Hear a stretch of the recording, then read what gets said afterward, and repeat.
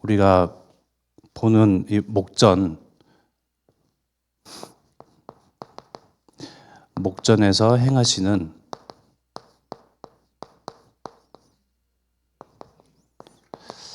하나님의 일입니다.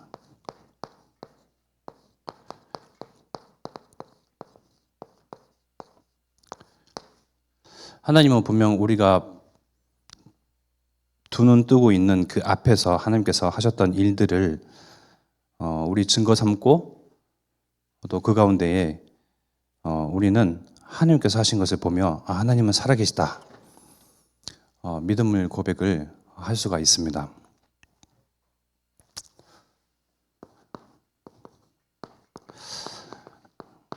하나님은 사랑이시거든요. 하나님의 형상대로 사람을 창조하셨습니다. 창조하실 때 모든 사랑을 다 담으셨습니다. 하나님의 사랑 안에 모든 것을 다 담으신 그 창조 원리. 그러나 사람은 부족하다 말합니다. 하나님은 사랑으로 사람을 바라보시고 창조하시기 이르기까지 다 모든 것을 다 염두에 두시고 창조하셨는데 부족함 없이 모든 것을 다 집어넣으셨거든요. 하나님의 형상이다. 그걸로 이미 모든 것이죠. 하나님 닮았다.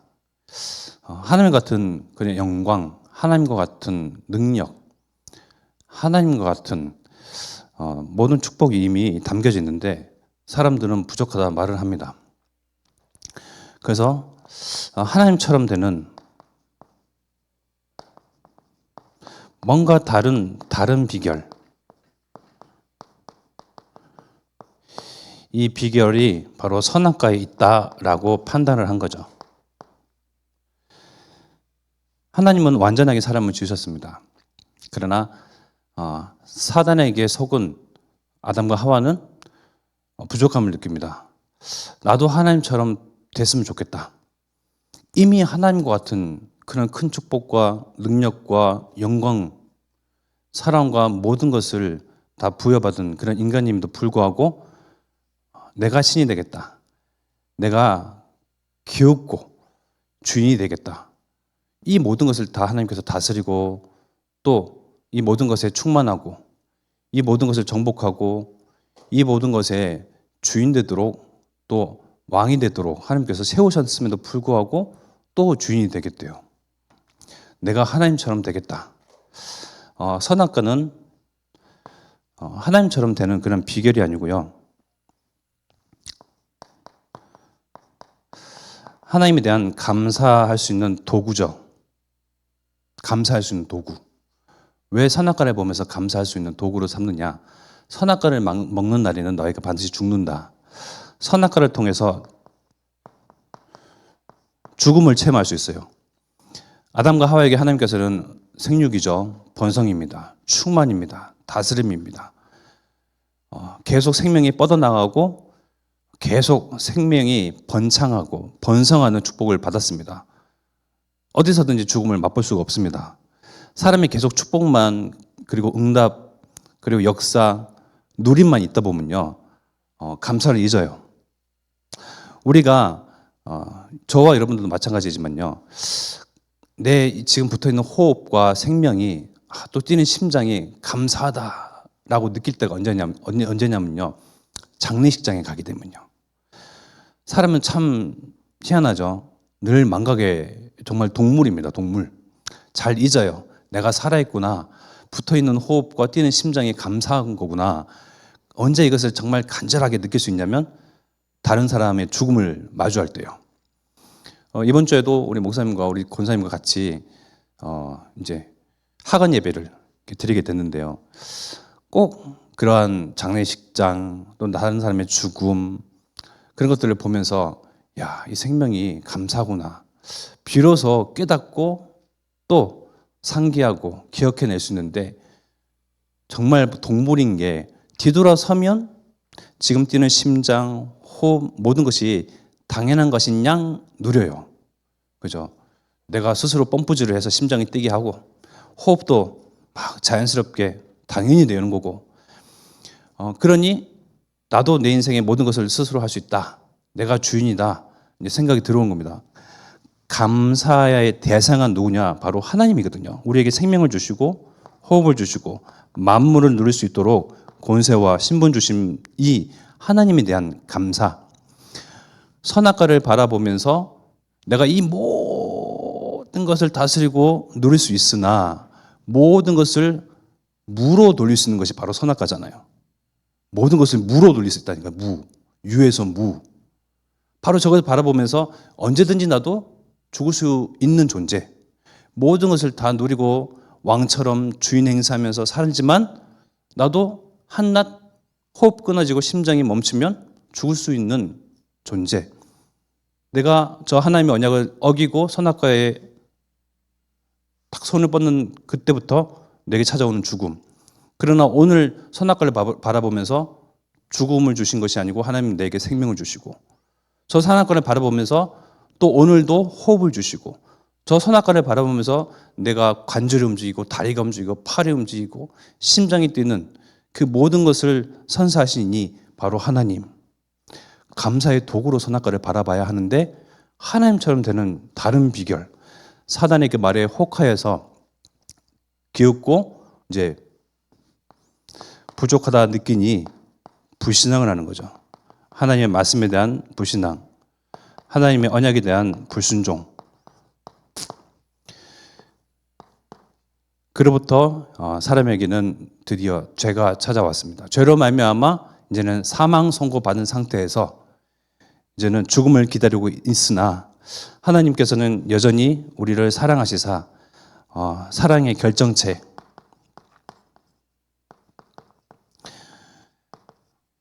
하나님이 우리를 사랑하신다는 반증이요 또 보증이며 확증, 바로 여자의 후손 그리스도를 언약하셨습니다. 이 그리스도가 하나님 앞에 범죄하며 하나님을 떠나게 된 그 이후의 모든 죄 문제를 그리스도의 죽으심으로, 대신 죽으심으로, 대신 사망을, 대신 희생을, 대신 스스로 제물 되셔서 나를 대신하여, 사람을 대신하여, 모든 인류를 대신하여 죽으실 그 그리스도, 여자의 후손, 이분이 바로 유일한 죄 문제 해결할 그리스도이시고, 그 그리스도는 바로 2000년 전에 오신 예수님이십니다. 그 하나님 사랑이요, 지금도 유효합니다.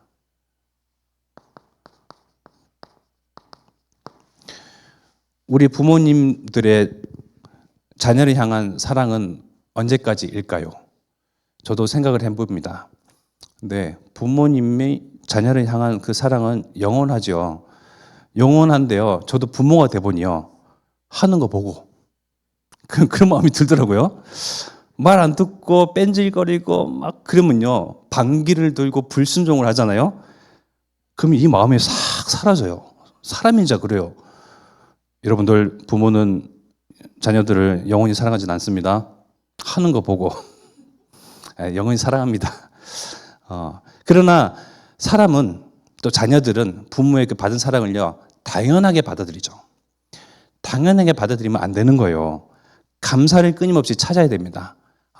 당연하게 밥이 주어지는 것이 아니구나. 당연하게 관심과 당연한 것이 아닌 거구나. 정말 감사를, 이유를 찾는 지혜로운 자녀 되기를 바라겠습니다. 하나님의 사랑이 얼마나 대단하시냐. 부모의 사랑을 뛰어넘는 사랑이에요. 여러분 세상을 딱 둘러보십시오.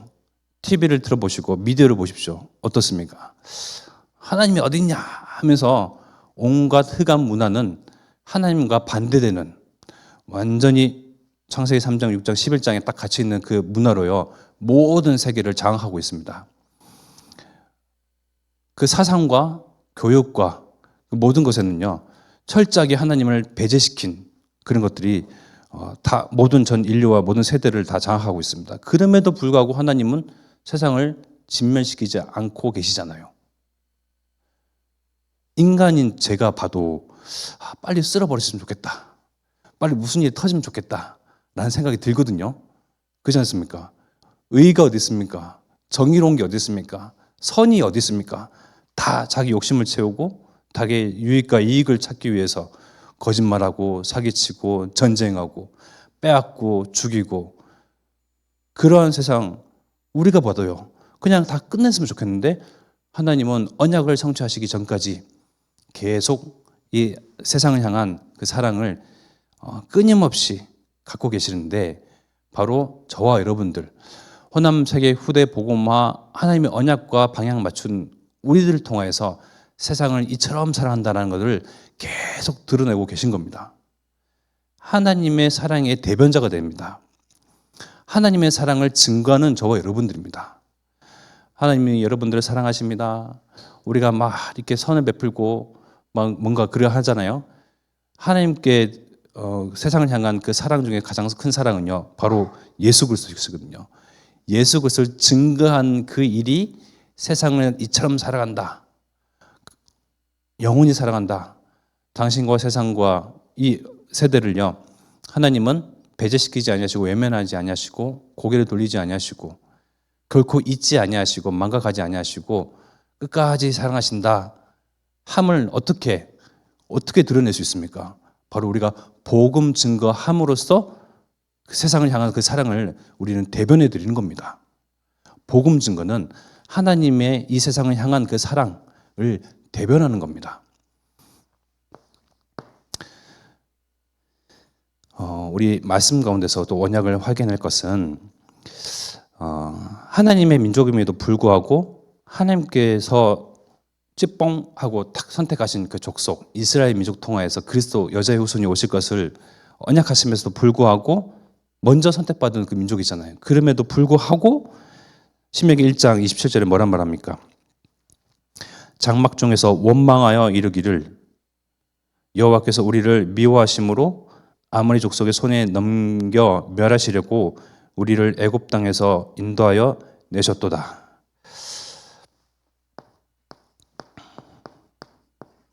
여러 민족 가운데에 하나님이 이스라엘 민족을 선택하셨습니다.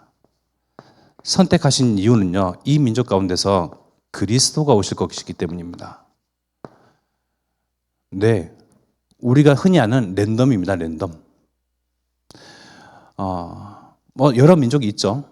여러 민족 가운데에 하나님께서 아브라함에게, 또 하나님께서 또 모세에게, 또 하나님께서 이스라엘 민족 통해서 여자의 후손 그리스도가 오실 것을 처음에 언약하셨거든요.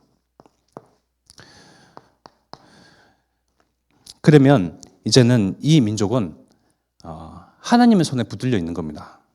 망할래야 망할 수가 없고 패망할래야 패망할 수가 없고, 정말 이 민족을 둘르고 에워싸는 모든 족속과 나라가 이 나라를 침공하고 죽이고 노예를 끌고 가고 포로 삼고 종으로 여겨서 정말 그 씨를 말리려고 해도요 하나님의 손에 붙들려 있는 민족이기 때문에 결코 망할 수가 없는 거죠. 그럼에도 불구하고 이 민족의 고백을 보십시오. 믿음의 고백이 아니고요, 여전히 불신앙과 불순종의 고백입니다. 하나님께서 목전에서 행하셨던 일을 봤음에도 불구하고 무엇을 이야기합니까? 27절 다시 장막 중에서 원망하여 이르기를, 그리고요 여호와께서 우리를 미워하심으로,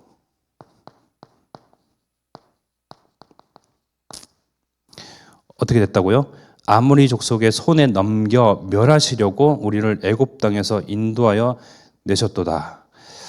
애굽 땅에서 출애굽하신 이유가 피제사 드리러 가라 하신 그 말씀에 준행하여서 모세와 또 장로들과 그 이스라엘 민족이 그야말로 하나님께서 하셨던 것, 이적과 기적과 표적들을 보면서 출애굽하게 되었잖아요. 그럼에도 뭐라고 총체적으로 오해를 합니까? 하나님이 우리를 미워하신다. 바로 이스라엘 민족의 이러한 불순종과 불신앙하는 고백이 우리가 지금 오늘날 하고 있는 고백이 아닌가 하는 생각이 듭니다. 하나님이 나를 떠나셨다. 하나님이 우리와 함께 계시다. 그를 그리스도 예수를 통하여서 언약하시고 성취하시고 그분은 영으로 우리와 함께 하시거든요. 하나님이 내 사정을 모르신다. 하나님은 내 형편을 고려하지 아니하신다.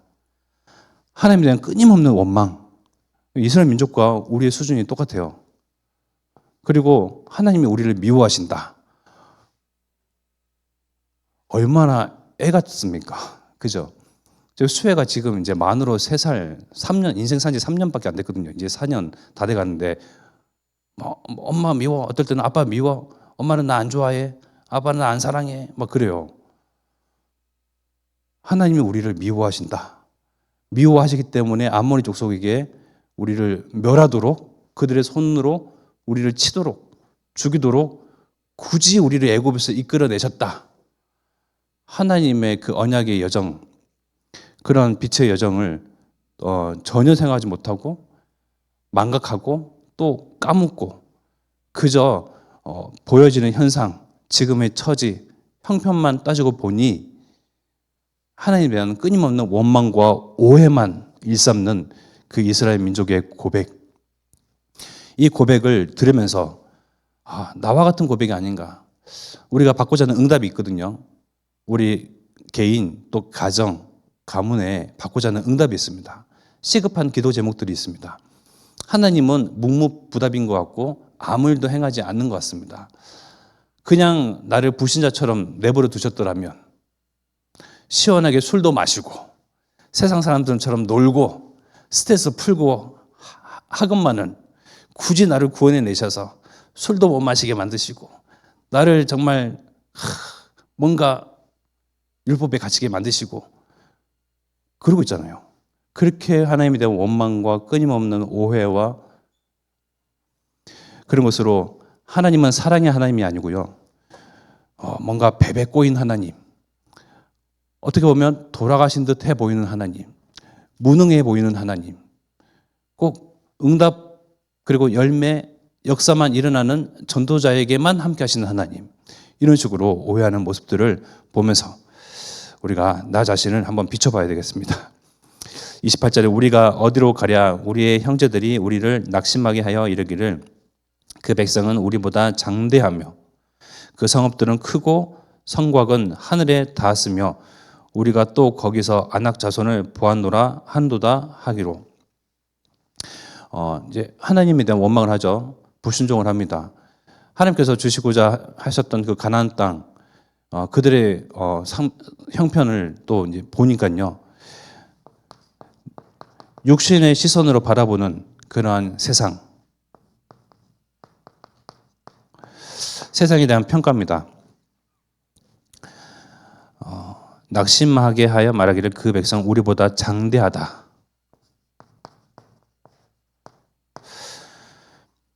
그리고 그 성읍들은 크고 성곽은 하늘에 닿았다.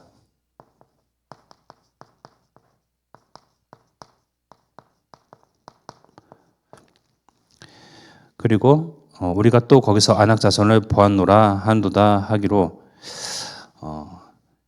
우리가 지금 세상을 바라보는 시선이 이러합니다. 우리가 낙심하고 실망되어지고 또 불순종하고 불신앙 상태에서 세상을 바라볼 때는요. 이게요. 객관적인 판단이 안 돼요.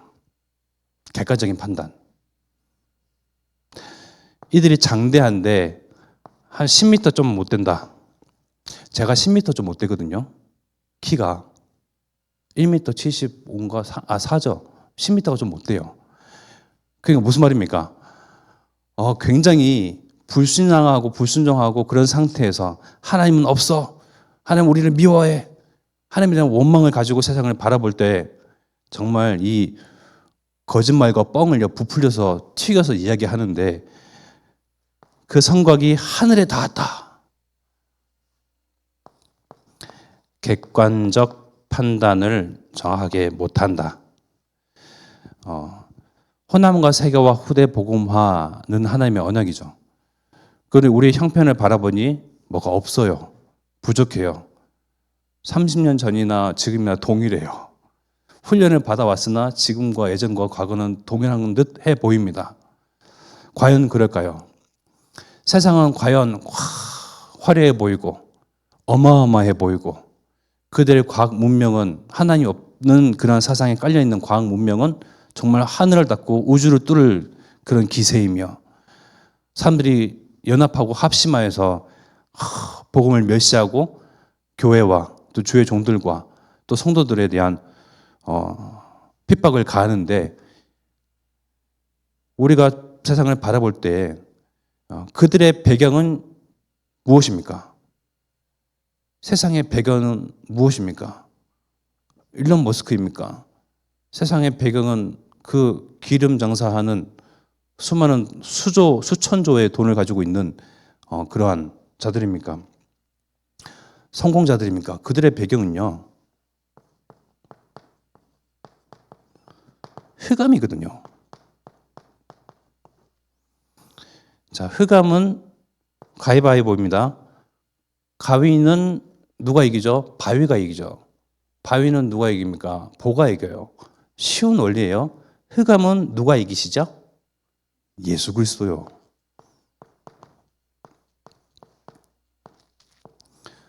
왕으로 오신 예수 그리스도께서 부활하셔서 죽음의 세력을 잡은 자, 사단의 그 소나기에서 매이지 아니하시고 묶이지 아니하시고 그 죽음을 뚫고 부활하신 거예요. 그럼 누가 힘이 셉니까? 우리 주 예수 그리스도가 힘이 셉니다. 사단 배경, 그 뒷 배경, 지옥 배경 속에서 사람들은 성공을 이야기하고 문명을 이야기하고 교육을 하고 사상 모든 것을 다 막 만들고 창궐 하는데요. 배경은 흑암이에요. 그러나 흑암을 이기시고 사단을 이기시고 귀신의 영들을 이기신 분은 바로 예수 그리스도. 이분이 우리의 참 주인 되시거든요. 이것이 객관적인 사실입니다. 시선, 세상을 두는 우리의 시선은요. 흑암 배경이구나. 사단 배경이구나.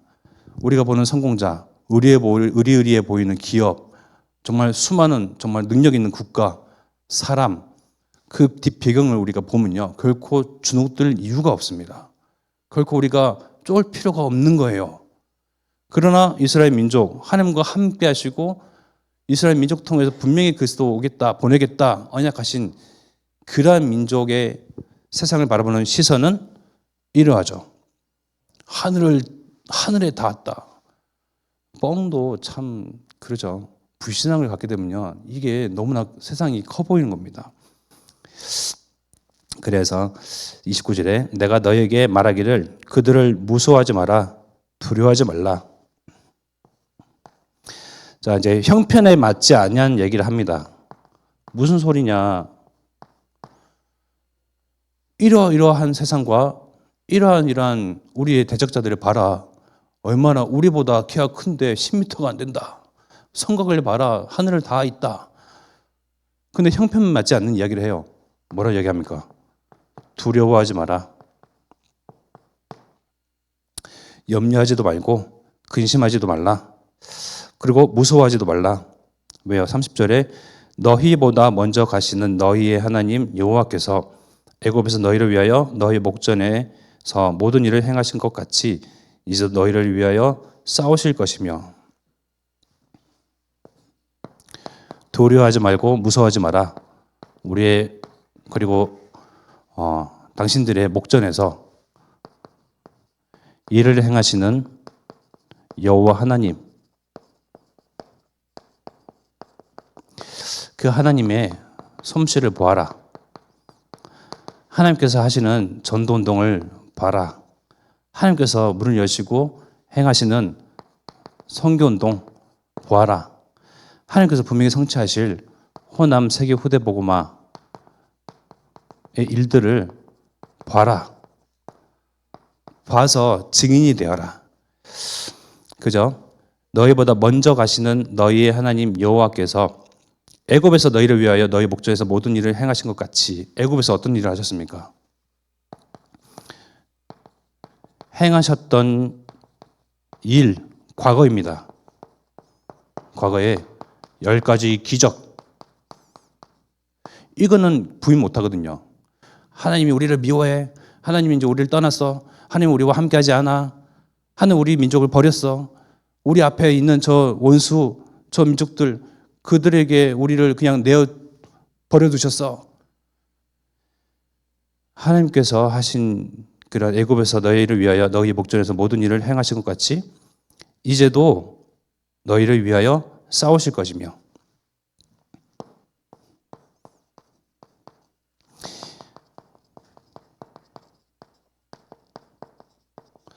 자, 이제도 싸우실 것이며 이제 미래죠. 근데 현재 나는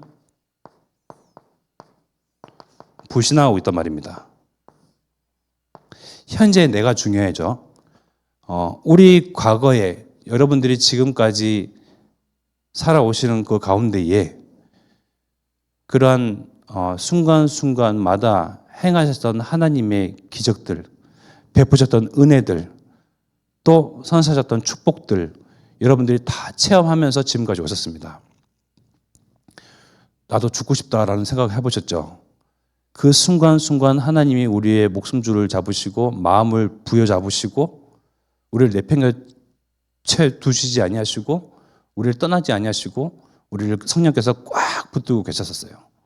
체험하셨죠? 정말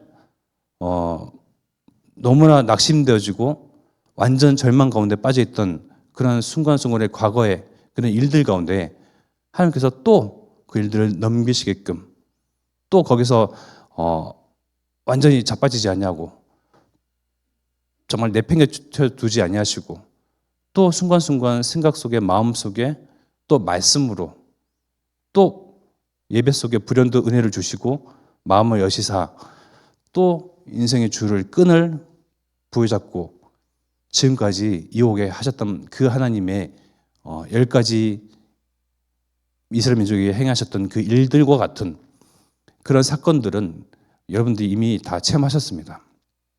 과거에 행하셨던 하나님의 일들을 우리는 다 경험하고 왔습니다.